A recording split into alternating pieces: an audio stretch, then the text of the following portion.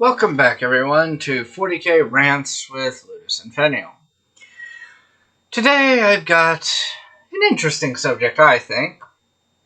Contemplating whether the Ultramarines are as bad as the plot armor makes them out to be. Now, let me begin by saying this. It's no secret that I think the Ultramarines are absolutely the worst of the loyal legions, and arguably the worst of the legions overall, with competition from the Iron Warriors, Word Bearers, and Space Wolf legions. Out of all 18 legions, these are the only 4 legions I can say I honestly just don't like. But am I too hard on the Ultramarines? Is there something beneath the plot armor? Or not necessarily is there something beneath the plot armor, but is what is beneath the plot armor acceptable to make up for the plot armor? Let's have a little discussion about it. And again, as always, if you want to get in on the discussion, jump in the comments, and we'll have a conversation about it. Because I want to kind of get into the idea of doing these every so often. This seems like an interesting idea to do, and yeah. These I actually would love on any video. I would love feedback, but these I would really like to see where the conversations go. Now, the Ultramarines are, of course, the largest of the legions by the Horus Heresy, and they're arguably, I said this in their Legion video, but they're arguably the jack-of-all-trades legion. And this is actually a cool aspect, I think. They are masters at nothing. They are not as good at siege warfare, say, as the Imperial Fists. They are not as good as close quarter combat as the Blood Angels. They're not as good as pissing on trees as the Space Wolves. They're not as good as hit and run tactics as, say, the Raven Guard or the White Scars. But they do it all really well. So that in and of itself is kind of interesting. It's kind of like a good Imperial Guard comparison that I've seen, and I'll have to do more research to confirm this, but just from my limited knowledge, would be someone like the Death Corps of Krieg. Yes, they have a specific fighting style, but because they're one of the few that use combined arms tactics, they can essentially be thrown into any situation and be almost fine. And that's kind of how the Ultramarines feel. They can be thrown into just about any situation, and there's no real question to it. Like, you wouldn't want to throw the Imperial Fists into, like, hey, we want you to go use hit and run guerrilla warfare against this group. Brogel Dorn would be sitting there like, I build a building and they come to it. No. You gotta go out, attack them, and then just keep killing them with bug bites, as it were. I build a building. No, I siege them. Like, no, sit down, Rogel. Jagatai, Korax, which one of y'all wants to do it? So, I mean, it's not something you would really expect. But you could honestly see any job like that going to the Ultramarines, because, again, they're good at all, masters of none, it seems like. And they have a pretty cool period leading up to the Horus Heresy. Especially the Battle of Calth, and having to fight back to the Imperium. Now, this said, when I say they have a cool history, I am not throwing in the fucking dumb idea of Imperium Secundus that Gilliman brought up with his brother Sanguinius and Lionel Johnson. I'm keeping that completely separate. I'm talking about them as a legion. Now, in this period, the Ultramarines have kept the realms of Ultramar relatively safe compared to the rest of the Imperium. Even, except for, when it got attacked by a Tyranid Hive fleet, and but they still pushed them back, so there are few places where you could say that could push off a Tyranid Hive fleet, but the Ultramarines managed to do it. Um, they keep Ultramar relatively safe, again, compared to the rest of the Imperium. They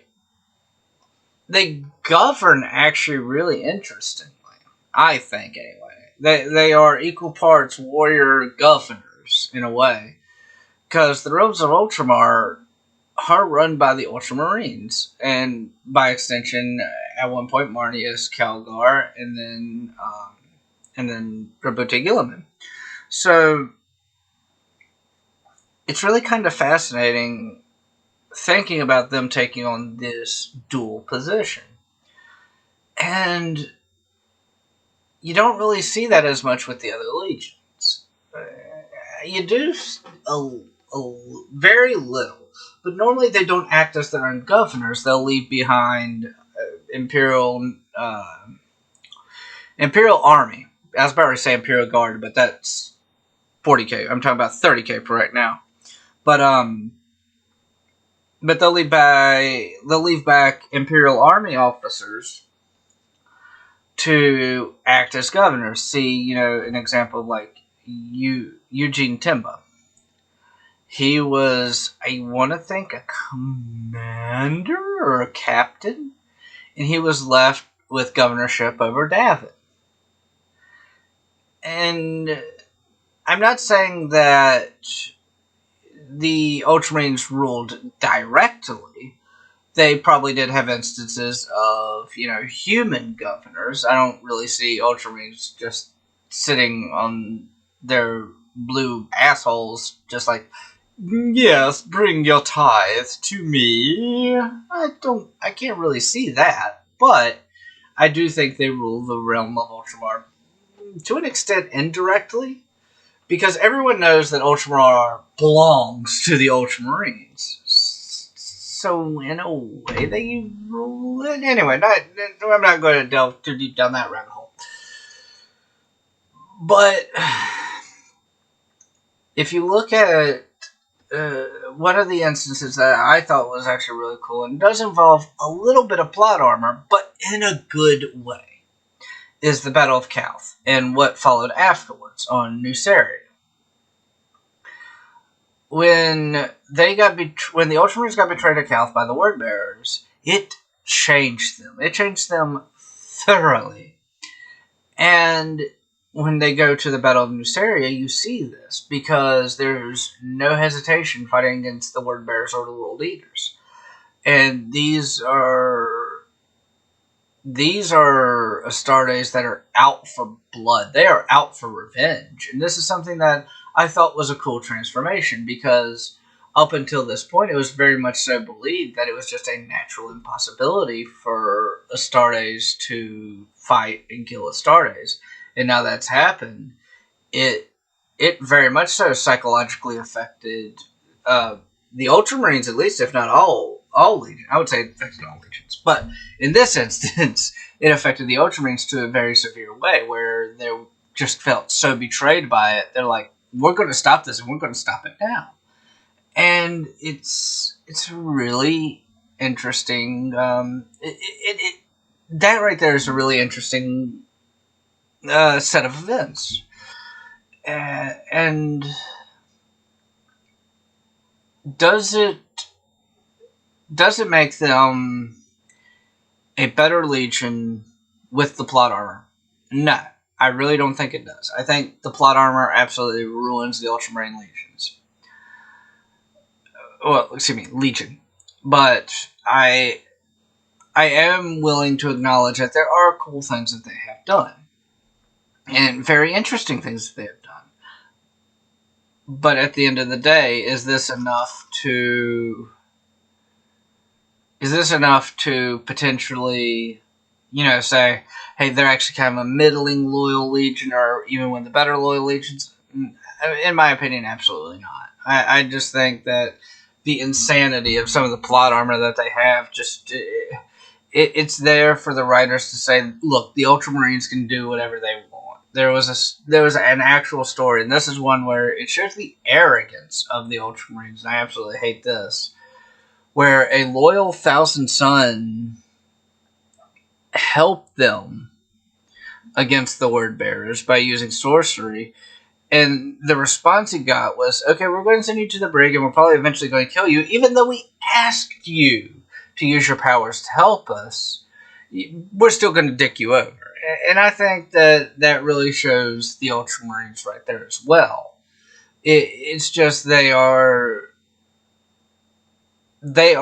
the negative stereotypes of, say, like the Boy Scouts, will follow everything without any essence of thinking for themselves, or maybe I don't want to say misinterpreting, but maybe a different perspective on different situations. Like, for instance, asking the Thousand Sun to use his powers, and you'd be like, "Hey, you kind of saved our bacon.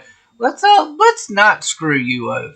But instead, they're like, "Nah, we're going to throw you in the brig and potentially kill you." So I do think that. I think the Ultramarines have done good things, but I think in their case, and this is true of the Space Wolves as well, the bad, for me at least, very much so outweighs the good. And that's why they are in my list of 4 legions that I just outright dislike. And I hate that because I love 40k. I absolutely adore 40k lore. But of the 4 legions, the reason I hate the Word Bearers is because, well, that's where Erebus comes from, and fuck Erebus. I mean, there's more to it than that, but the Iron Warriors, when it came to their Primarch, just didn't have a spine, and they just kind of... They were the bend over and take it boys of the 30k era. The Space Wolves, I have always felt, have been a bit one-dimensional, and I just don't like their writing.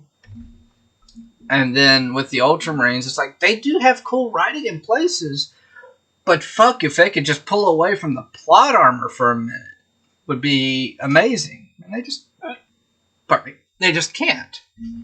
So, anyway, that was my nice little 12-minute rant on, do I think the Ultramarines have done cool things outside the plot armor? And yes, I do believe they have. I just don't think it makes them a better Legion for it. I just think there's too much use of excessive plot armor for them to be redeemable for now. Could it change? Absolutely, but for now, I can't see it. But anyway, if you enjoyed this video, please subscribe, leave a like, do all that stuff that YouTube essentially demands to grow or sustain a channel at this point. Like I said before, if you have a thought on this, jump in the comments. I would love to have conversations based on this. I would love to see, people who do enjoy the Ultramarines. I would love to see their perspective on it. But the most important thing of all, even if it's not just to, jump on these conversations, if you feel like you're going through something, leave a comment for me, or join the Discord. We have a wonderful family of people on the Discord, and if you ever just need to vent or need to get something off your chest, there's always someone on my Discord. So we have a very good group of people, and if you need something like that, just come talk to us. Let us know. But outside of that, the best thing I can say right now is I hope everyone has a very wonderful day.